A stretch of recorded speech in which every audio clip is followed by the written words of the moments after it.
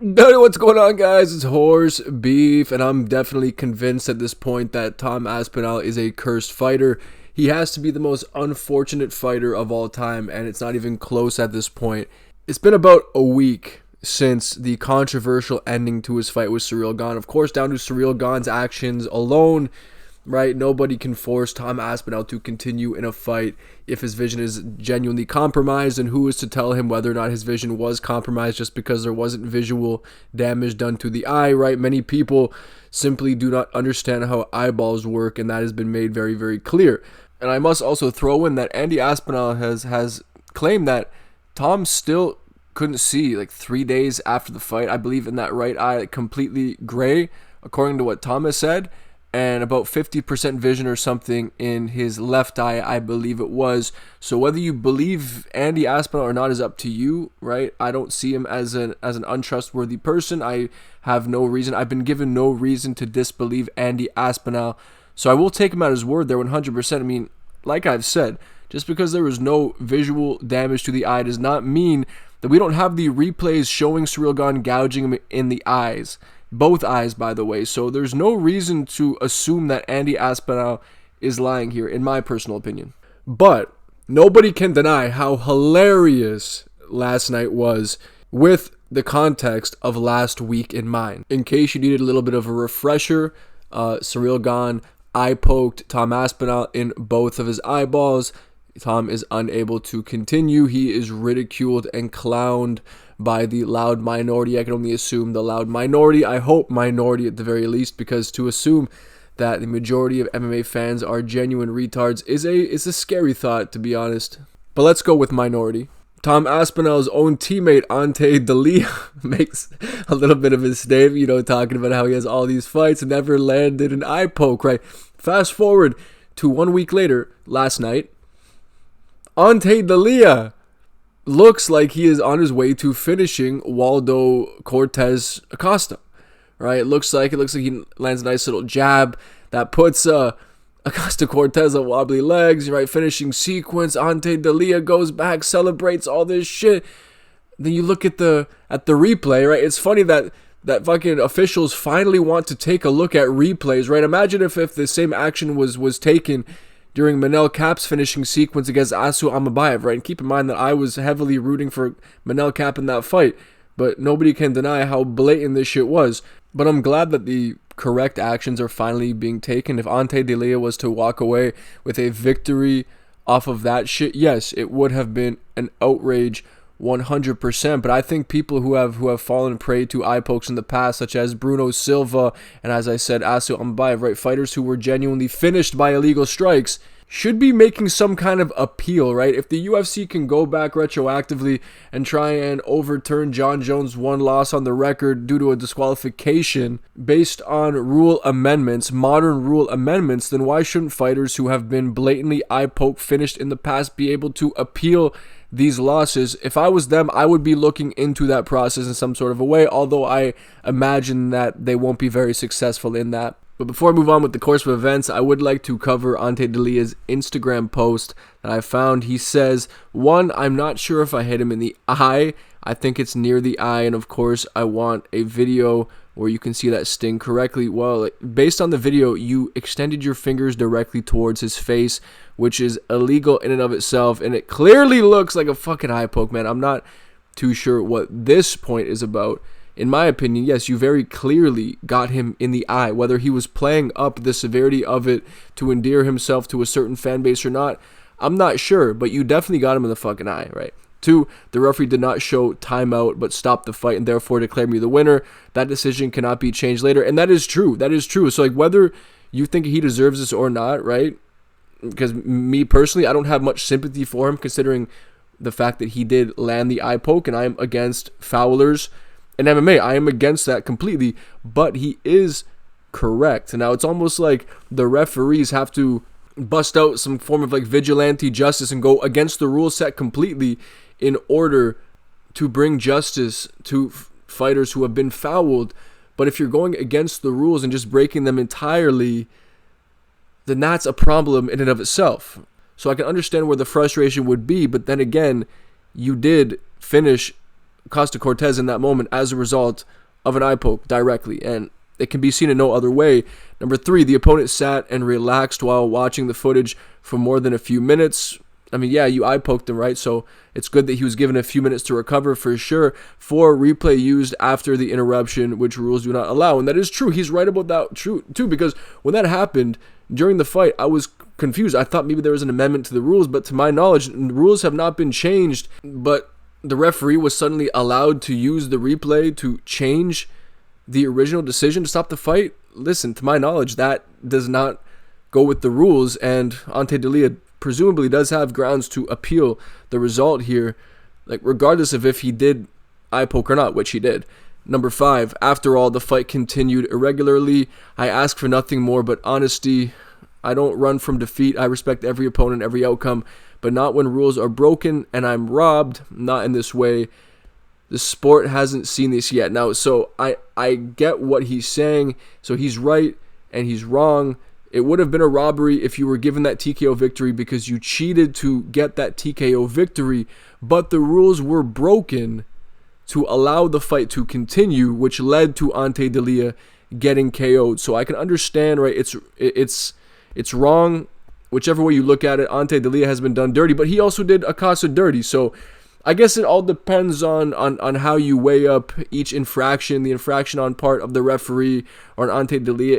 It's a messy situation, but please let me know in the comment section below what you think about that, because Ante Delija is speaking a lot of facts here, but at the same time, he fucking eye pokes, man. He cheated, but then the fight was stopped, right? The fight was stopped. So I don't know, guys. You let me know what you guys think in the comment section below, because I'm definitely torn on this one. He does have a point. So let's move on with the course of events here. Ante Delija, figuring that he just finished Waldo Acosta Cortez, the fight was stopped, and it did look like the fight was called a TKO. But, I mean, this precedent hasn't been set, so I think this is where a lot of the confusion comes in. Upon replay, it turned out that, officials are actually allowed to look at fucking eye pokes after the fact, right? That decision to stop the fight was overruled.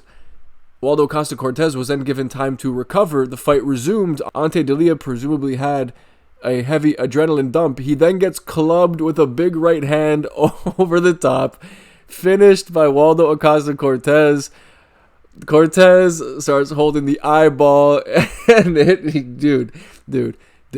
You could not write a more perfect scenario for the UFC to further, inadvertently at the same time, but still further drag Tom Aspinall through the mud and give fans more reason to shit on him. This almost feels scripted. I'm not saying it was scripted because it was all too perfect and it was a legitimate eye poke. Like, this is definitely not scripted. But for it to play out like this, I feel like is almost a confirmation of simulation theory. Either that or Tom Aspinall has genuinely been cursed by fucking gypsies. I can think of no other options here. No other option really makes sense. Ante Delija, Tom Aspinall's friend, right? Friend and training partner who just comes into the UFC recently, right? Looks great against Marcin Tybura, knocks him out. Fucking Tom Aspinall starts talking about how when he, gets into title contention, he'll vacate the belt for him. Dana White hates that, all this shit. And then Ante Delija makes a statement talking about how he's had 33 professional fights, whatever, never eye poked a single person, just to come back a week later and eye poke someone. That fighter recovers from said eye poke and then bombs him in the chin and fucking KOs him, bro. What is going on? What is going on? None of this makes sense. But it's hilarious, man. Like, you guys saw it. If you watched any of my recent videos on the Tom Aspinall eye poke situation, I've had Tom Aspinall's back here 100%. And this isn't me retracting my support for Tom. No, I'm not saying that suddenly now Tom Aspinall is a pussy and he took the easy way out and all this shit. I'm not saying that. But nobody can deny how this looks. Like, the optics of it is not good for Tom, because this completely plays against him. Now, all of the fans who are calling him a quitter, calling him a pussy, will now feel vindicated in that, because now they have a direct comparison 1 week later with the foul being committed by Tom Aspinall's close friend and teammate. Like, I know I've already said that, but the reality of that is so hard to wrap my head around, that this course of events has taken place in this way. It's so fucking ridiculous, dude. But considering how Bulgarian versus Del Valle went last night, is it inconceivable to think that there are rigged results in the UFC? I mean, you only have to look as far back as the James Krause scandal, which has been brushed under the rug quite successfully. But yeah, man, that result was suspicious, to say the least. It looked, to me at least, like Bulgarian was just blatantly allowing the choke to be sunken in. It looked like he was planning on tapping before the choke had even been sunken in. However, that would have been too unconvincing, so then he allows the choke to be sunken in. He then taps, and it raises a ton of questions, right? And then the betting lines, some suspicious movement in the betting lines and all that. Listen, there's no doubt in my mind that corruption does exist within the sport. Is this an example of it? It could potentially be. It definitely could potentially be, but this wouldn't be the first time betting lines moved in that way. But usually it is down to some kind of a leak in the camp. Like, I believe Lucas Almeida, I think he was a favorite, if I remember correctly, and then he was pictured with a significantly swollen hand at the weigh-ins, and the betting lines flipped, right? You might point to that and say, see, it's not corruption because of that, but there was a genuine reason as to why the betting lines would flip. That is a genuinely good reason. If you have reason to believe that a fighter has a compromised hand, then of course the betting lines would swing significantly. This isn't a case of that. To my knowledge, there was no leak from Bulgarian's camp that would have led to the betting lines changing to that much of a degree. So listen, I don't know much about betting lines. I don't bet in general. I'm not a gambler, so I can't speak too much on that. But it is suspicious at the very least. I believe that the way Bulgarian fought the hands, or his lack of fighting the hands, is quite suspicious. Now, I'm not accusing the UFC of anything, but would it surprise you at all if the UFC was a corrupt company? I don't think so, and that goes for pretty much everybody watching this video. And since we spoke about two fights from last night's card, may as well speak on the main event, dude, between Steve Garcia and David Onama. Imagine a fight night main event being Steve Garcia versus David Onama. Just insanity, dude. The next two cards, well, I guess we just got past the first shit one. Next card is shit as well, but at least we only have to eat through a little bit of shit to get to JDM versus Islam Makhachev, man. That card is incredibly hyped. I cannot wait for that. And I guess it is worth getting through these two shitty cards. But the main event was fun while it lasted. Steve Garcia is a complete beast. I think everybody was picking Steve Garcia. Anyone picking David Onama, I must put you into question, because Steve Garcia is that guy. He's gigantic for 145. He hits extremely hard. He moves like Tony Ferguson. This guy's a problem. He's a genuine problem at 145. I personally want to see him versus Jean Silva just as a stylistic matchup. I think it would be a lot of fun. Both dudes are big for the weight class. But Steve Garcia is a true weight bully. And he hits so hard. And like I said, he reminds me so much of Tony Ferguson, but with real, genuine striking. Right?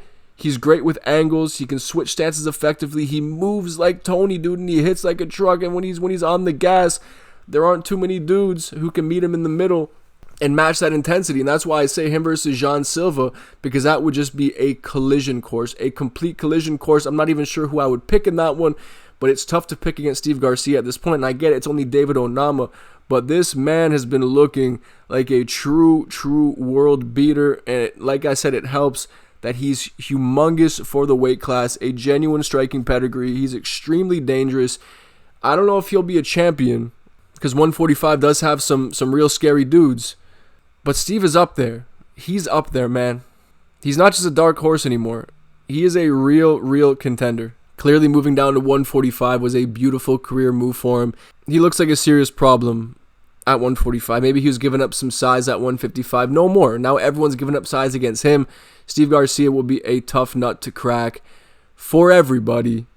Dude, what a performance. What a performance. But that does conclude my thoughts on what transpired last night. Just a bad fucking look for Ante Delija all around, but at the same time, hard done by the UFC, right? And the officiating. Big win for Waldo Cortez Acosta. He most definitely won himself a bunch of new fans off the back of that one, mostly Tom Aspinall detractors, 100%. Big win for Steve Garcia and big loss for Tom Aspinall as far as public opinion goes. Once again, the guy just cannot catch a break. But regardless of what happened yesterday, Tom Aspinall still has my support 100%. I don't give a shit what anyone says, dude. Whether Waldo took the eye poke better than Tom Aspinall or not, it doesn't change the reality of the fact that Ciryl Gane blatantly eye gouged Tom in both eyes. And it's as simple as that, guys. Simple as that. Nothing has changed. However, that shit was hilarious. And whether you support Tom Aspinall or not, I feel like we can all come together and admit that what took place last night was comedy gold. So let's all embrace it together. But anyway, guys, as always, thank you for watching. Let me know in the comment section below what you think, whether you agree, whether you disagree, whatever your thoughts are surrounding the video, surrounding the card last night, whatever your thoughts are in general. Thank you for watching, and I'll see you on the next one.